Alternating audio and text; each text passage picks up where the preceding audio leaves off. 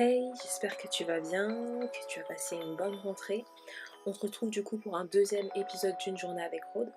Alors dans cette vidéo, je te montre le processus créatif de mes œuvres, comment ça se passe, le avant, le milieu, le après. Je te montre à peu près tout ça. Et puis dans une deuxième partie, une partie discussion, la Faith Life, comme je l'ai nommé, et qui sert à parler de sujets chrétiens importants, qui sert à motiver, à t'encourager, à te motiver, à te booster, et vraiment de vivre tes victoires dans ta marche de foi, ou que si tu connais pas Christ, ben voilà, d'en apprendre plus sur lui. Donc je te laisse avec la vidéo du coup.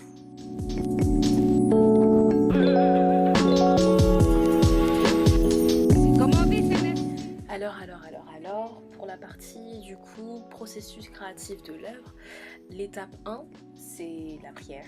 Et oui, si tu ne le sais pas, je suis une artiste, mais une artiste chrétienne et j'insiste vraiment sur ce mot, parce qu'en fait, ça donne du sens à tout ce que je fais, à tout, en fait, mon style artistique, et vraiment c'est important pour moi que tu puisses le savoir que je suis une artiste chrétienne, donc ma foi est en Christ, en Jésus-Christ.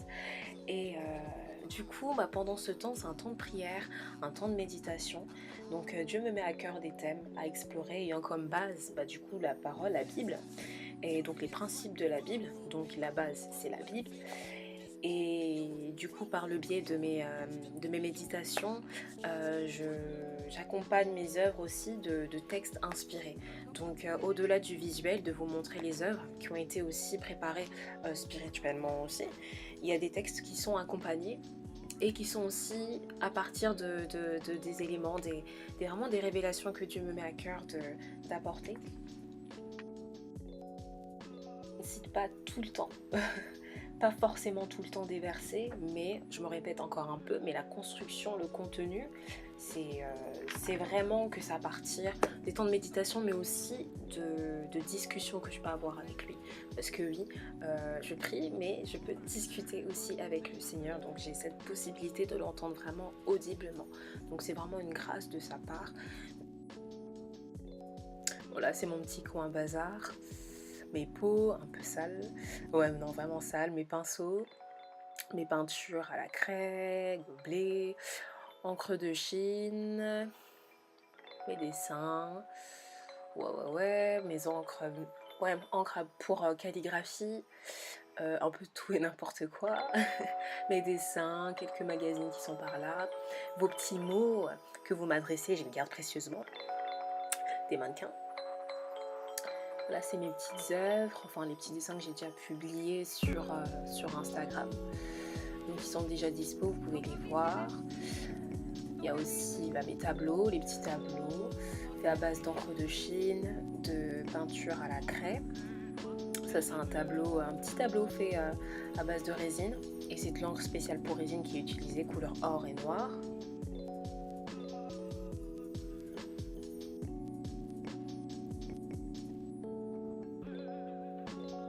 Il y a mes tableaux derrière. C'était trop grand pour les sortir, ça allait faire trop de désordre, mais voilà, qui sont derrière. Vient maintenant l'étape 2. Donc après avoir reçu tout ce dépôt spirituel par l'Esprit de Dieu, il est temps de passer à l'action, de retranscrire tout ce que l'Esprit de Dieu m'a inspiré par le biais de méditation biblique et de dialogue, de discussion que j'ai avec lui. Il est temps maintenant de retranscrire toute cette inspiration au travers de la toile, quel qu'en soit le médium, quel qu'en soit on va dire la plateforme. Donc il faut savoir que je n'ai pas d'idées préconçues en avance en fait. C'est vraiment que je laisse Dieu me découler ses idées en les déployant par le style artistique qu'il m'a donné. Donc ça peut être aussi au fur et à mesure qu'il me dit aussi, qu'il me donne une direction très claire ou des fois une autre direction, donc je sais pas, style un peu, voilà, l'un après l'autre comme une succession d'étapes. Des fois oui, c'est un peu par la foi on va dire. Et cela en fait nécessite que je puisse être au calme, dans un endroit calme. Ça m'empêche pas non plus de mettre aussi de la musique chrétienne pour qu'il puisse avoir cette atmosphère de ciel, céleste, vraiment une bonne atmosphère et que la présence de Dieu puisse y être aussi, enfin puisse descendre. Et donc voilà. Concernant les choix des couleurs aussi, c'est pas au hasard, je me laisse guider aussi par lui. Donc il y a des couleurs aussi spécifiques et les mélanges qui sont faits spécifiquement aussi. Et donc voilà, comme j'ai pu le dire un peu plus haut, mais je le dis un peu plus explicitement, bah oui, je discute avec lui, je lui parle, et il me répond aussi. Donc c'est vraiment une grâce encore une fois, et c'est vraiment un plaisir pour moi de pouvoir avoir aussi ce dialogue et ces instants avec lui pendant ce processus créatif.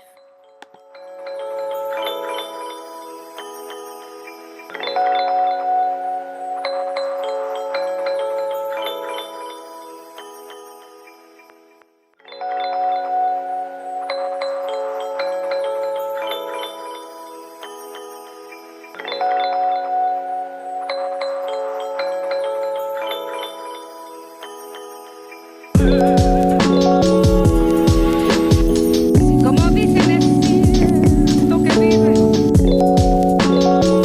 perdido.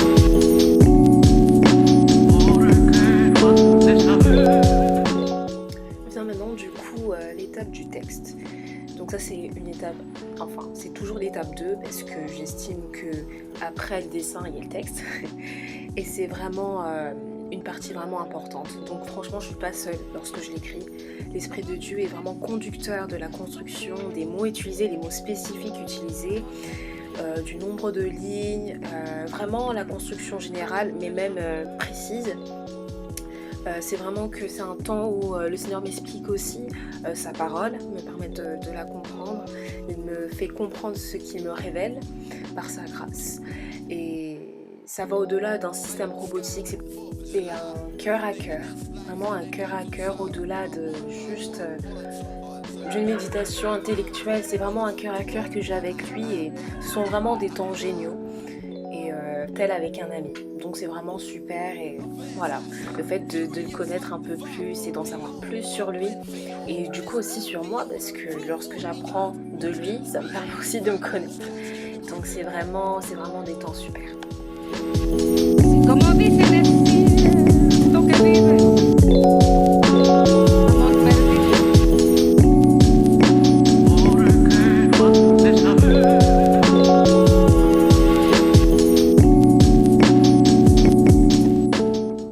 Puis vient maintenant l'étape 3.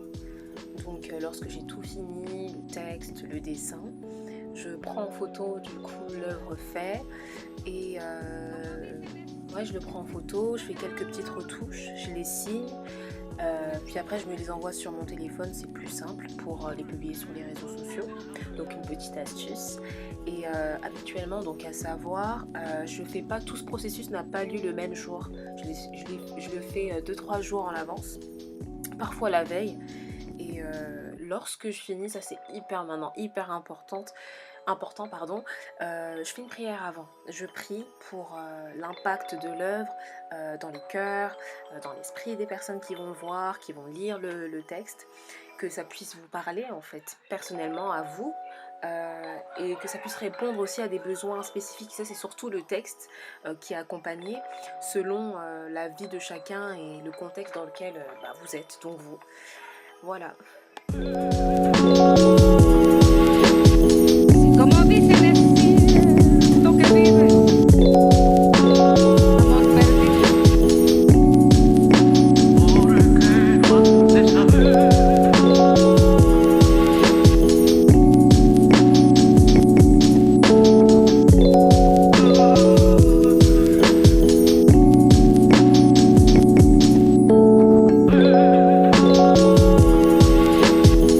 amor Como dicen es lo que vive, amor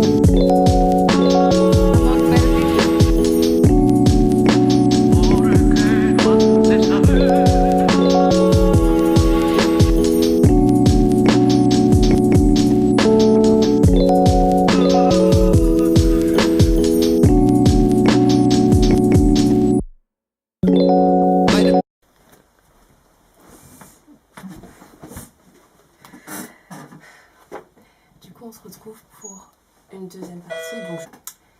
Du coup, désolée. Du coup, je te resalue pour une deuxième partie. Du coup, la partie Faith's Life.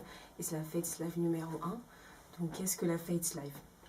Donc, c'est quoi un peu ce petit concept-là dans les vidéos que je me permets de pouvoir les intégrer?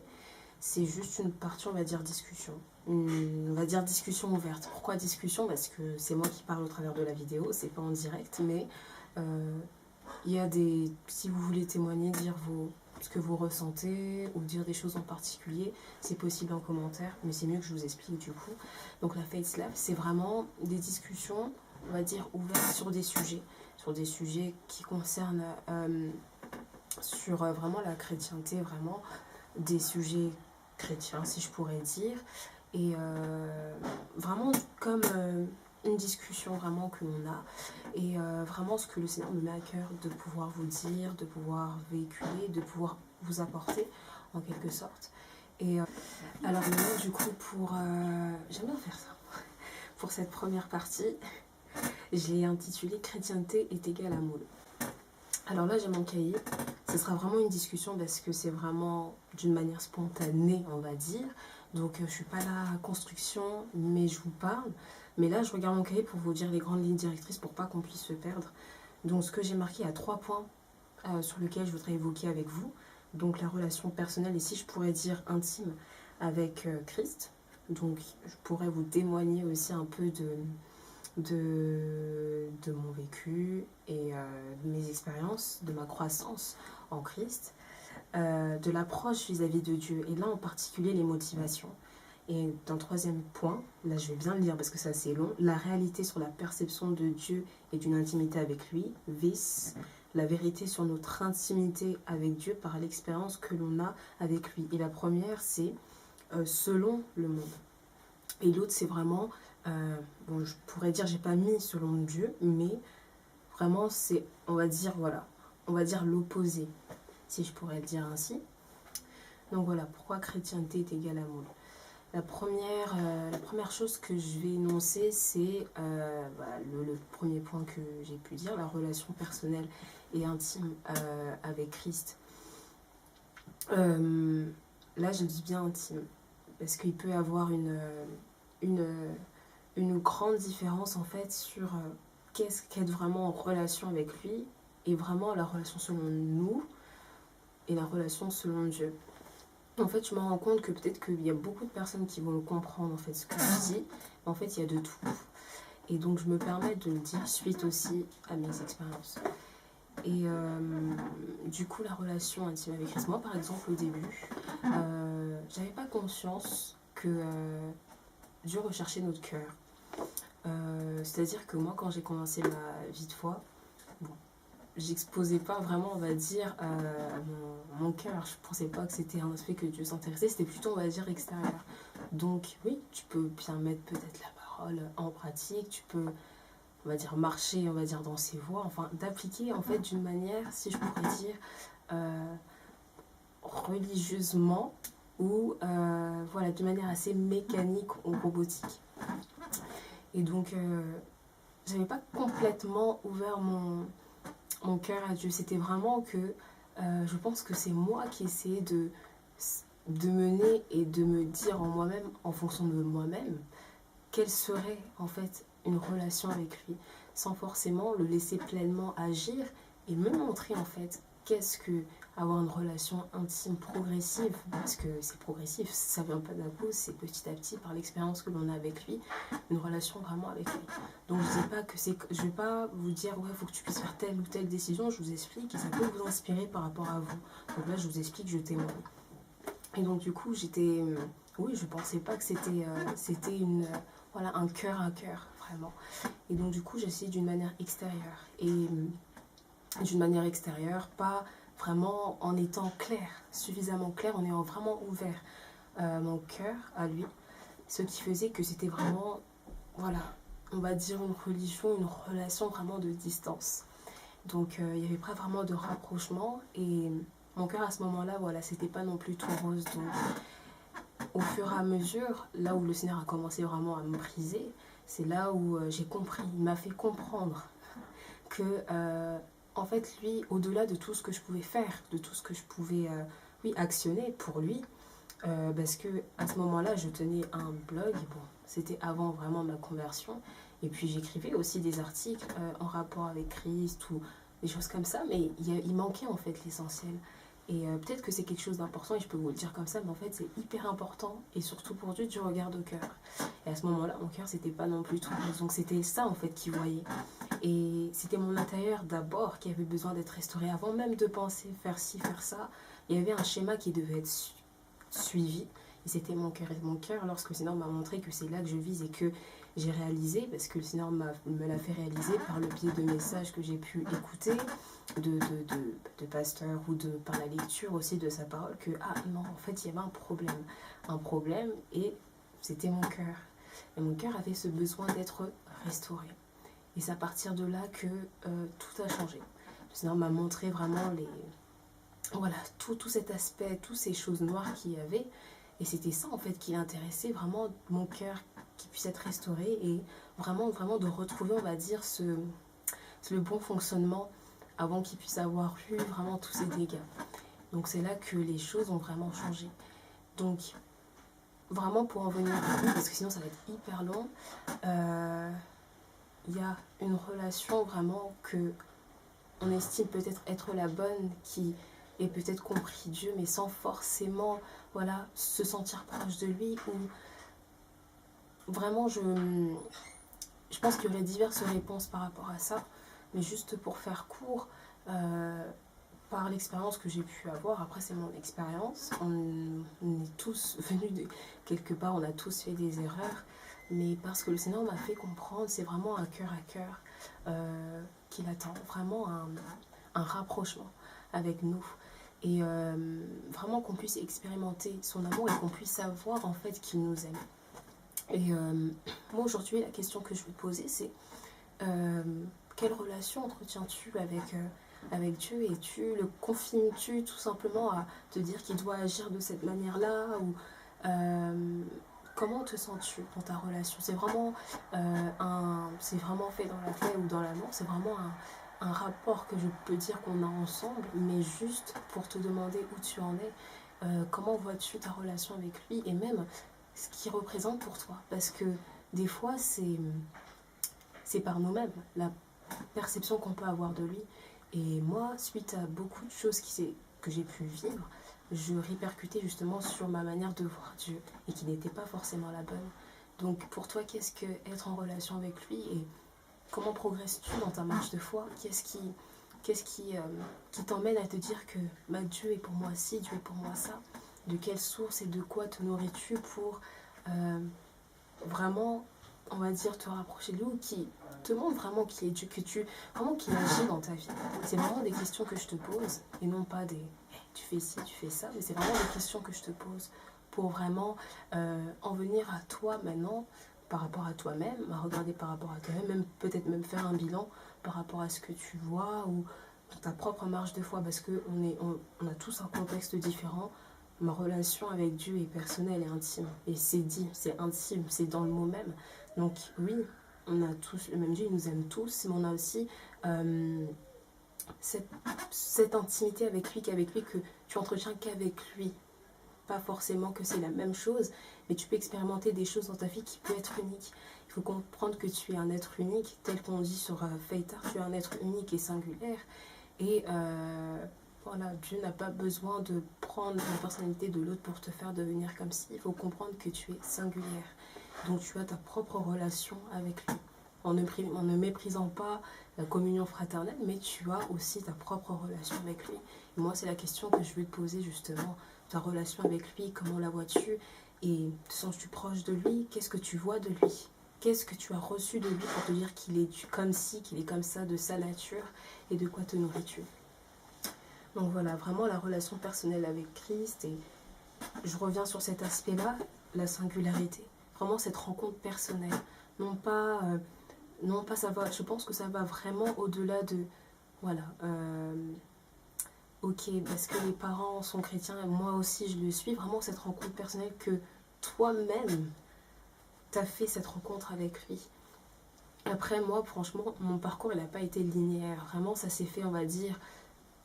C'est pas fait comme une ligne droite. Franchement, ça c'était pas linéaire. Je passais par là. Moi, ma rencontre avec Christ, c'est vraiment, oui, je peux dire spectaculaire. Moi, c'est comme si, bim, comme si on a claqué des mots. J'avais tout compris, comme si il était plus là, quoi. Enfin, j'ai compris qu'il n'était pas là. Enfin, du moins que j'étais éloignée de lui, pour vous dire que même moi, la manière dont Dieu agit pour que je puisse réaliser que j'étais loin de lui et enfin que je m'étais éloignée de lui, je veux dire, là je me perds un peu dans les mots, mais que je m'étais éloignée de lui, que vraiment que voilà, que j'étais pas sauvée, ça s'est pas fait directement, c'était progressivement et vraiment ça a été aussi dans le secret. Donc vraiment, on a tous eu notre expérience de conversion, mais maintenant la question que je te pose c'est as-tu une réelle maintenant intimité avec Christ? Du moins, es-tu dans cette progression et suis-tu vraiment le chemin de Dieu ou suis-tu la grande porte où là tout le monde passe ou vraiment cette porte étroite où voilà, c'est vraiment le Saint-Esprit qui te guide, qui t'oriente vers ce que lui veut te faire expérimenter avec lui. Donc voilà à peu près pour le premier point, pardon. Et puis maintenant l'approche vis-à-vis de Dieu. Ça c'est quelque chose par contre je pense qu'il faut vraiment en parler parce que les motivations de cœur sont hyper importantes. Moi c'est pas par exemple pour me vanter, mais bien que il y avait ce désir de pouvoir vraiment avancer dans les voies de Dieu, vraiment vivre pour lui. Moi, par exemple, le Seigneur m'a révélé que je connaissais ton cœur et je savais ce qu'il y avait au plus profond de toi, dans ton cœur. Et je savais que tu avais un réel, par exemple, un réel amour pour moi. Et c'est-à-dire que moi, ce qui faisait que j'avais raté, on va dire en quelque sorte, la cible et que je fermais mon cœur, c'est par rapport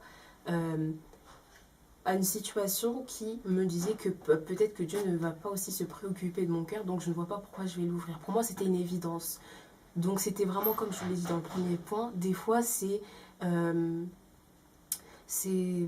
la perception qu'on peut avoir, c'est les raisonnements qu'on peut avoir ou des vérités d'apparence qu'on pourrait croire sur Dieu, que ce soit des personnes, mais qu'on pourrait croire, mais d'apparence, alors que c'est peut-être pas vrai.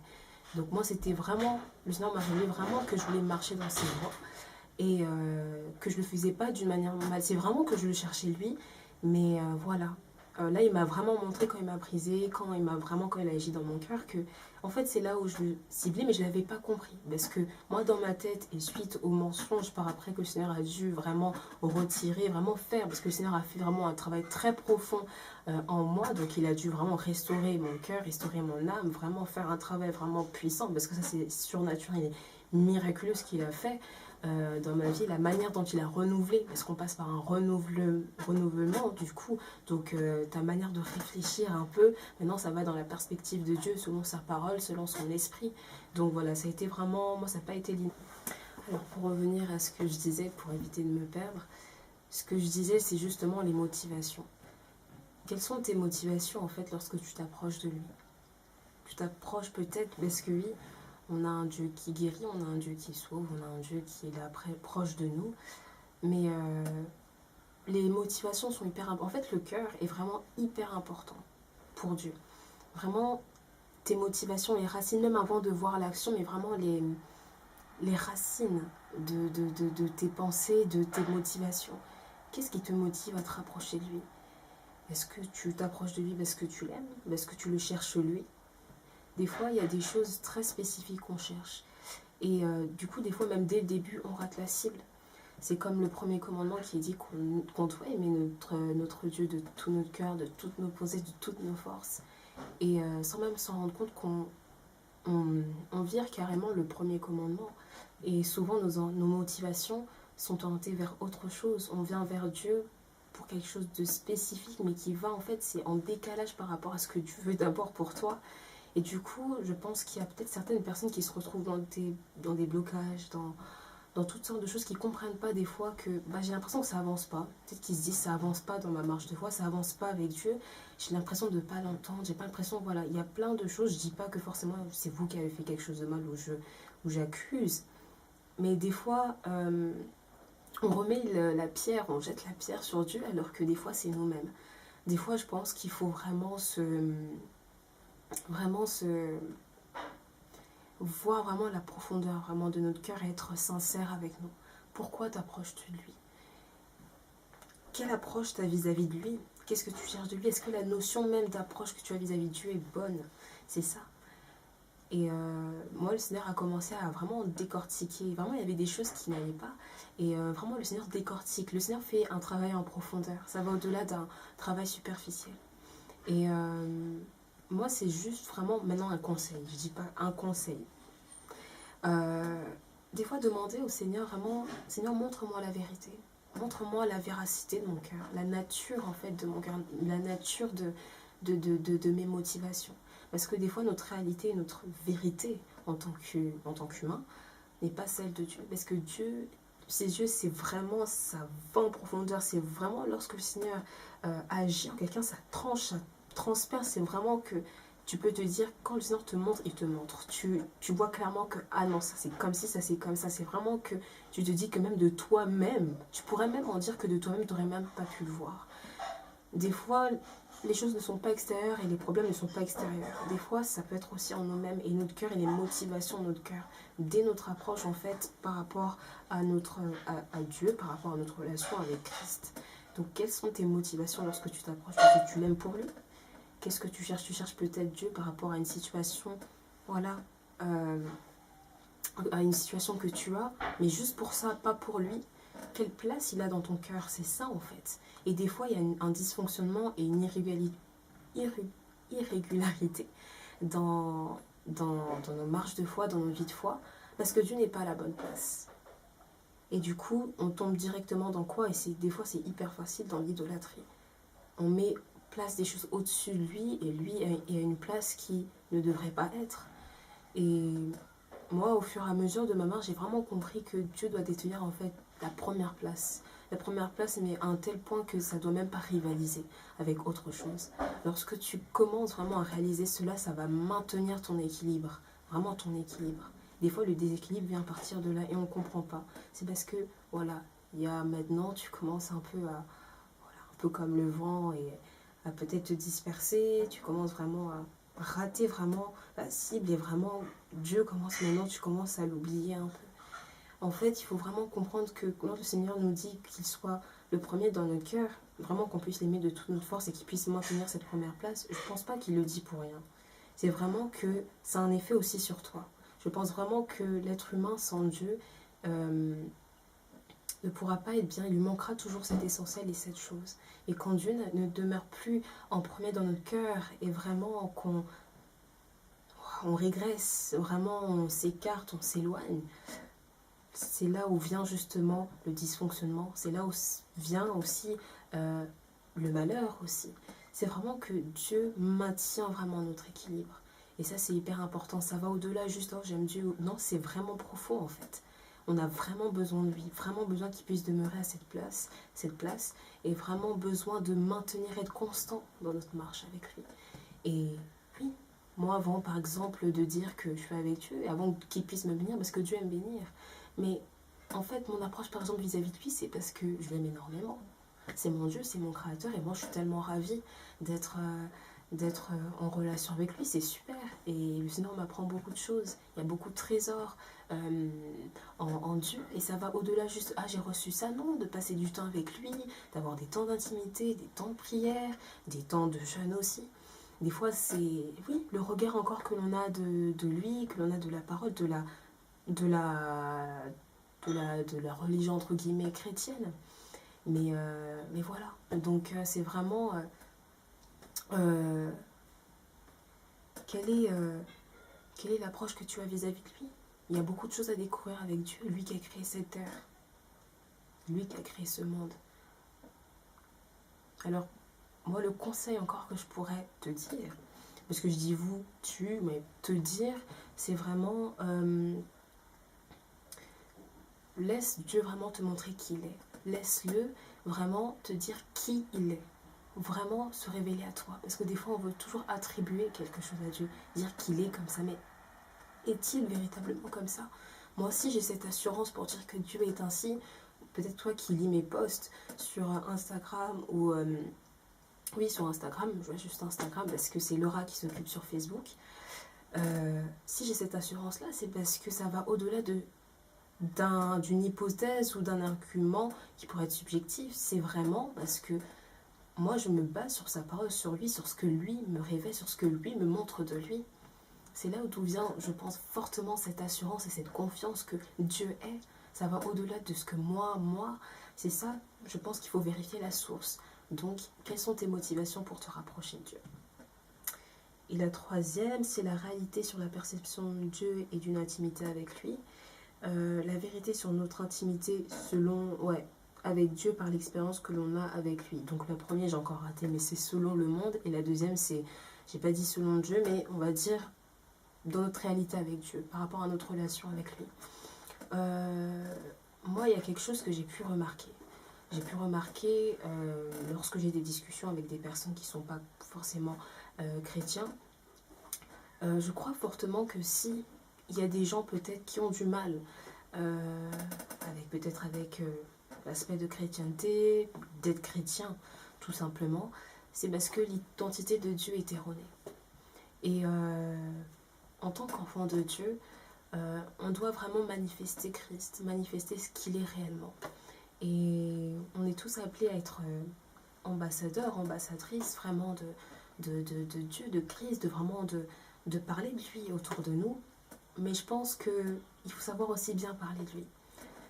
Moi, sincèrement, je pense que quelqu'un qui ne me connaît pas, je ne me permettrai pas qu'il puisse être mon représentant. Et c'est pour cela que cette partie va être assez courte. Et là, ça va être des questionnements un peu, mais je vais un peu parler. C'est par quoi, enfin, surtout par qui te laisses-tu définir? Est-ce que toi, l'aspect que tu as d'être chrétien, je vais même plus dire, parce que l'aspect c'est un peu faux comme mot, mais l'idée, la perception, c'est mieux que tu as d'être chrétienne. Est-ce la bonne? Est-ce que ce que tu véhicules à tes amis, à ton entourage, à ta sphère, à tes sphères ou tes sphères d'influence, parce que tu peux avoir un impact considérable à plusieurs échelles, est-ce que ce que tu démontres de Christ est vraiment lui? Où commence en fait le schéma de l'impact que tu as? Est-ce que tu montres Christ d'une manière comment? Quelles sont les notions, on va dire, que tu pourrais avoir de lui? Sur quoi tu te bases en fait? En fait, pourquoi je pose ce style de questions? Parce que en fait, je vais aller au-delà de dire fais ci, fais ça, mais allons plus en profondeur dans notre cœur en se disant quelles sont la nature vraiment de nos pensées, la nature même de notre relation avec Christ et de ce que moi je pourrais penser, ce que Dieu pourrait penser. C'est vraiment en fait quand je dis vraiment ce point-là, c'est vraiment notre perception et sa perception à lui. Est-ce que nous on regarde les choses d'une manière humaine, dans une perspective humaine ou selon la perspective de Dieu? Est-ce que nous, ce que Dieu pourrait représenter pour nous, on peut dire que c'est Dieu qui est comme ça, mais est-ce que c'est pas nous-mêmes ou c'est Dieu réellement? Ce sont des questions qui t'invitent en fait à t'interroger aussi toi-même. C'est pour cela que je me permets de te poser ces questions. Et c'est ce que j'ai remarqué en fait.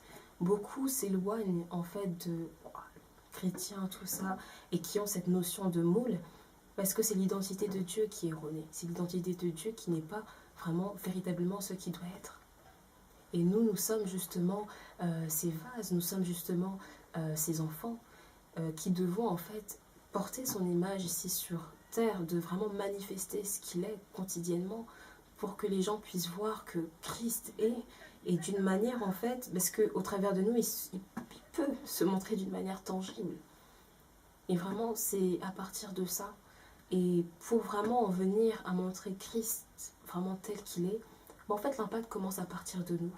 Parce qu'en réalité, quand on prend soin de nous, de notre relation avec Christ, de notre intimité avec Christ, avec lui, bien sûr, tout guidé par le Saint-Esprit, c'est par là que l'impact va avoir lieu. En vérité, en fait, l'impact que je voudrais voir dans le monde, peut-être que tes aspirations, c'est vraiment que tous puissent connaître Christ, que tous puissent, que le monde puisse être un monde d'amour. En fait, l'impact commence par toi. Quand on comprend en fait d'où part l'impact et que ça va au-delà d'un fait extérieur et que ça commence à partir de toi, en toi, et que par toi, parce que j'estime, et là pour moi je peux dire que je suis dans l'assurance quand je le dis, parce que nous sommes juste, ce que vous voyez extérieurement de moi, c'est juste ce qui se passe à l'intérieur de moi. C'est pour cela que, en fait, pour résumer les 3 points, tout doit être clean en fait à l'intérieur de nous. Et ce que je manifeste en fait auprès des autres dans ce monde, c'est ce que je suis intérieurement. Alors maintenant, si c'est ce que je suis d'abord intérieurement, ce que je manifeste, est-ce que mon intérieur est en adéquation maintenant avec ce que Dieu veut que je puisse être? Donc là, je retourne à l'identité, à se connaître, ton identité. Et as-tu conscience de cette identité que tu as en Christ? As-tu conscience que tu es enfant de Dieu et que tu es singulière en Christ et que tu as ta relation personnelle? Parce que tout ça ça participe à tout ça en fait, ton identité. Après, c'est vrai que c'est large parce qu'il y a plusieurs choses et pour vraiment se découvrir en Christ, c'est vraiment un parcours, c'est vraiment un chemin. Mais c'est ça, ton identité. Si je devrais tout reprendre les 3 points, c'est ton identité. Te connais-tu réellement? Parce que c'est en se connaissant réellement que tu pourras démontrer qui tu es réellement. Et ton identité, ça va de pair en fait avec ta relation avec Christ en fait. Tu trouveras ta véritable identité à partir de la bonne source, donc Christ. Pour faire même simple, en connaissant Dieu, on a une véritable on a une véritable intimité profonde avec lui, guidée par l'esprit. Par là, parce que c'est le chemin. Lorsque tu connais Dieu, tu marches dans ses voies, que tu es renouvelé par l'esprit. C'est à partir de là que tu vas te connaître et que tu pourras manifester pleinement qui est Dieu.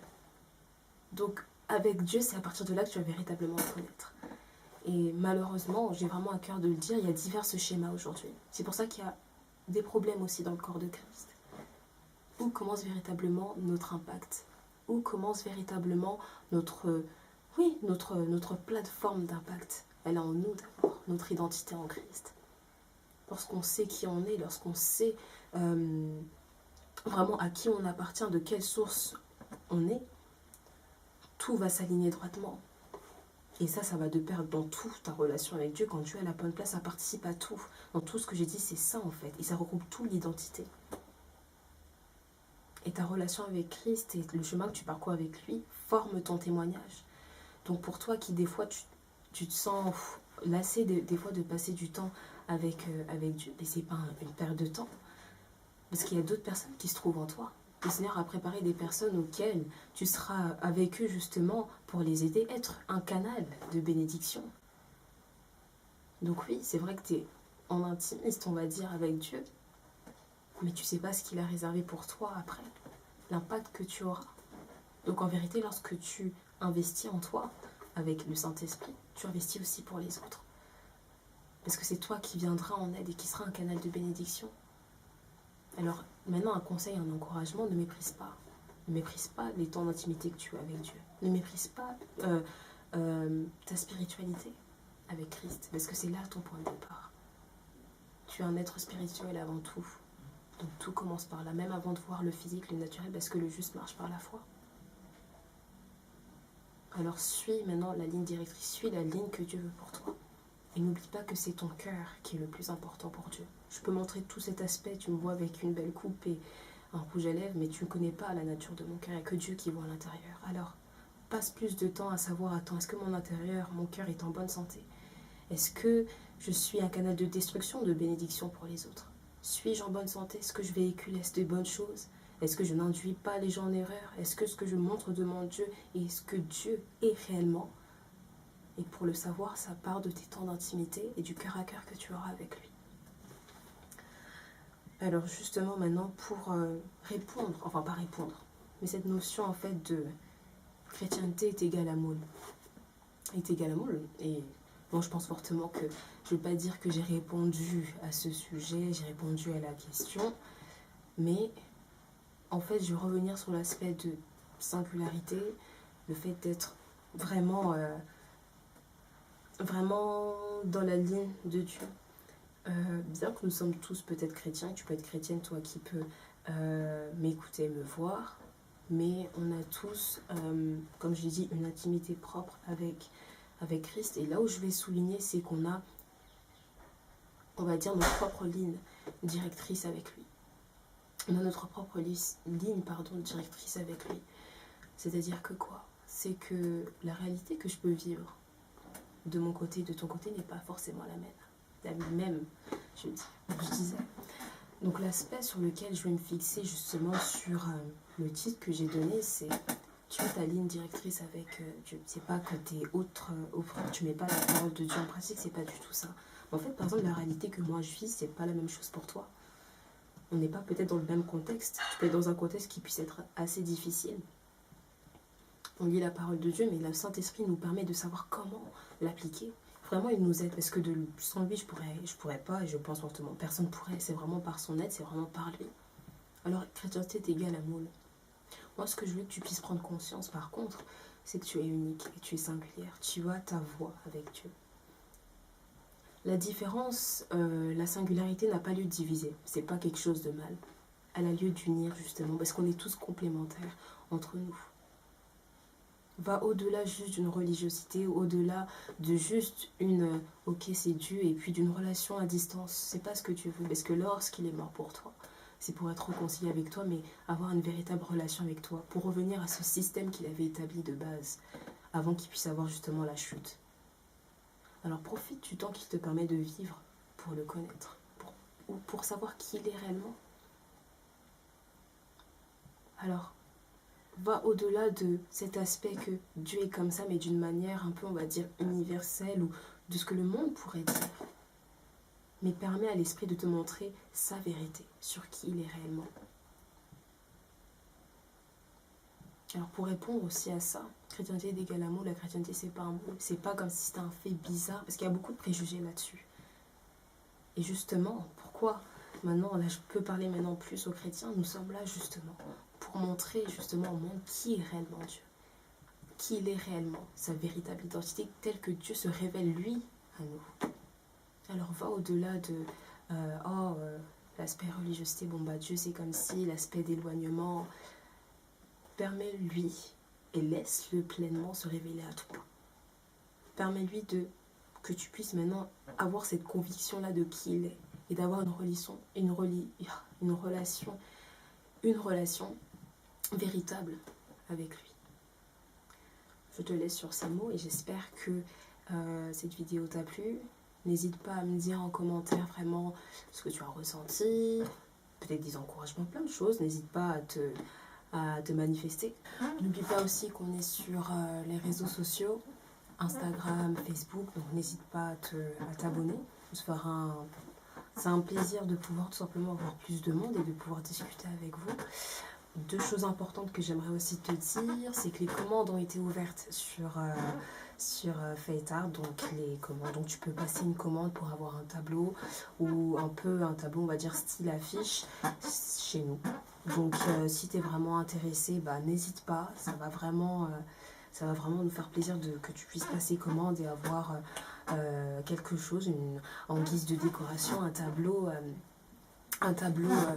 pour ton chez toi, et vraiment que ça puisse avoir toute cette atmosphère céleste et toute cette bonne atmosphère que dégage ce tableau, parce que vraiment c'est spécifique comme je vous l'ai montré dans la première partie. Donc n'hésite pas à passer commande, et puis vraiment ça va au-delà juste de faire, c'est vraiment que on le souhaite pour vous aussi, pour que vous puissiez être aussi bénis, et vraiment aussi par rapport aussi, les prix sont vraiment abordables. Et ça va nous aider aussi par rapport pour faire avancer le projet. C'est un projet que Dieu m'a mis à cœur. Donc pour le faire avancer, pour aider aussi d'autres personnes aussi, avec l'argent récolté, pour le matos, pour tout. Vraiment pour nous aussi. Donc vraiment, certes, je ne veux pas dire qu'on est dans le donnant-donnant, mais le fait aussi qu'on a cet argent-là permet aussi d'investir, aussi pour faire avancer le royaume de Dieu. Donc n'hésite surtout pas, et tu peux nous contacter par mail, ou via Facebook, par mail aussi, via message privé. Donc à toi de voir.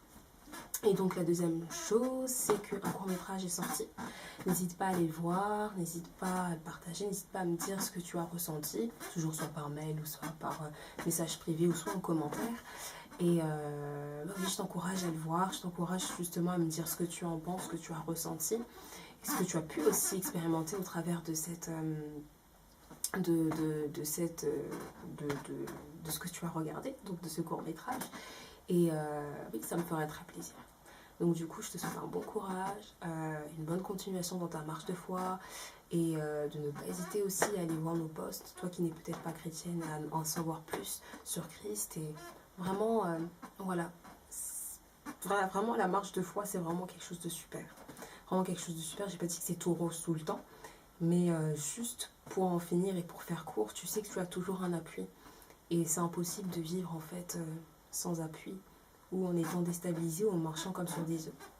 Mais franchement, oui, je t'invite à aller voir nos posts et vraiment à être encouragé. Il y a des très bonnes choses et je ne suis pas toute seule aussi non plus, mais je t'encourage aussi à aller voir, à aller lire et à vraiment te laisser asperger par ce qui est écrit. Parce qu'on compte beaucoup sur Dieu pour être inspiré de lui, pour pouvoir vraiment avoir un impact qui est juste et qui vient justement de lui, qui lui vraiment touche les cœurs. Vraiment, au-delà de cet aspect humain, c'est vraiment qu'on s'appuie sur Dieu. Alors, je te souhaite une bonne continuation. En tout cas, je crois en toi, je sais que tu vas aller jusqu'au bout. Persévère, n'abandonne pas. Voilà, que des bonnes choses, plein de bénédictions. Et on se retrouve pour un prochain épisode. Et n'hésite pas encore à commenter. Si tu as quelque chose à dire, n'aie pas peur. Allez, je te laisse et bonne continuation.